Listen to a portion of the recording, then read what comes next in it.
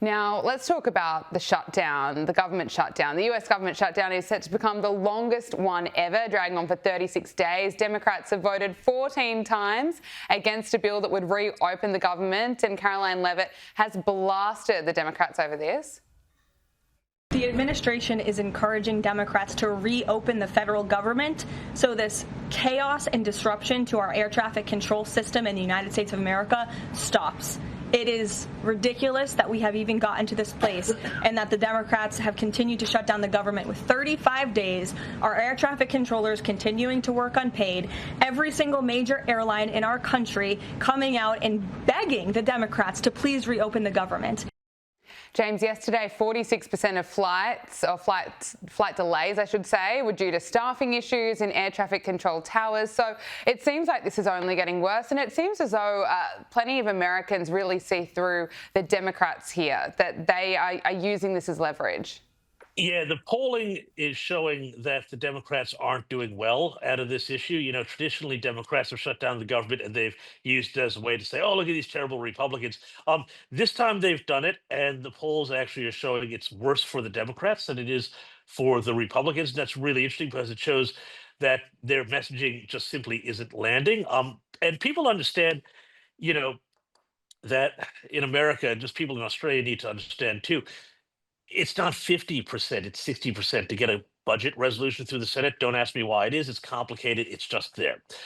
So even though the Republicans have a bare majority in the Senate, they can't pass a spending bill without help of the Democrats. And they're the ones completely are holding this up.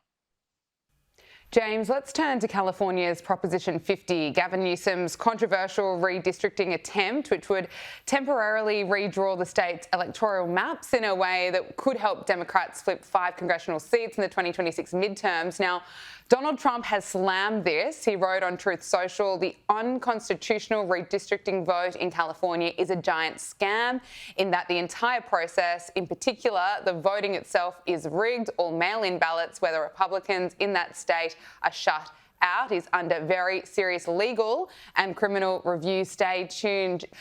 What do you make of what is happening in California and Trump's warning there?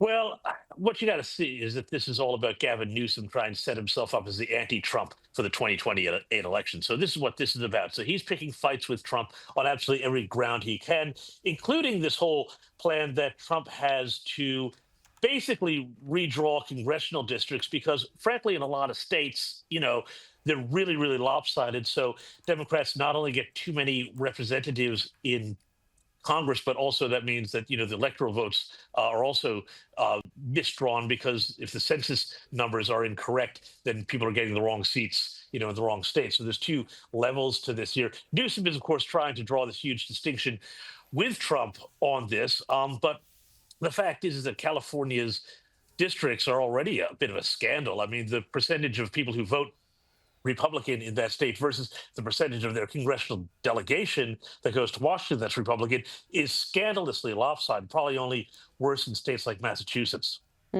Now, you won't believe this, James, and I can't believe that I'm saying this out loud, but Stephen Colbert, he's actually said something funny. Would you believe it? Look at this. And, you know, the demographics of these shows are interesting, too. It's about a third, a third, a third. It's about a third Republicans, third Democrats, third independents. You'd think, you know, old, you know, people perceive me as this sort of lefty figure. I think I'm more conservative than people think. I just happen to be talking about a government in extremis. Yeah. And so what I'm giving you is my reaction video to the day. James, he's a conservative, apparently. Well, look, I'm going to give Stephen Colbert a little bit of the benefit of the doubt on this one. Now, I'm not a huge Colbert fan. But I have sort of tracked his career over the years. He's an interesting character. He really doesn't like Trump, and, you know, let's put that to one side. But he's also one of the more actually thoughtful, if you can believe it, late night hosts out there. He's got a long Catholic background. He's more intellectually rigorous. And in the early days of Colbert, you know, he was actually a lot less political and a lot less left wing. Now, I mean, they were the early days, James. They were the early days, but I'm just saying that, you know, you have to take into account, the whole body of somebody's work. Yeah, sure, he may have the TDS now, but I think also he comes to his positions. I'll just say he comes to his positions probably a bit more honestly than a lot of people who are just, complete raving nutters on the topic. So I will speak up a little bit. James, I am going to completely disagree with you. I'm going to put him in the category as a complete nutter. I mean, look at this, what went to air with his push for vaccines. Look at this. The vaccine.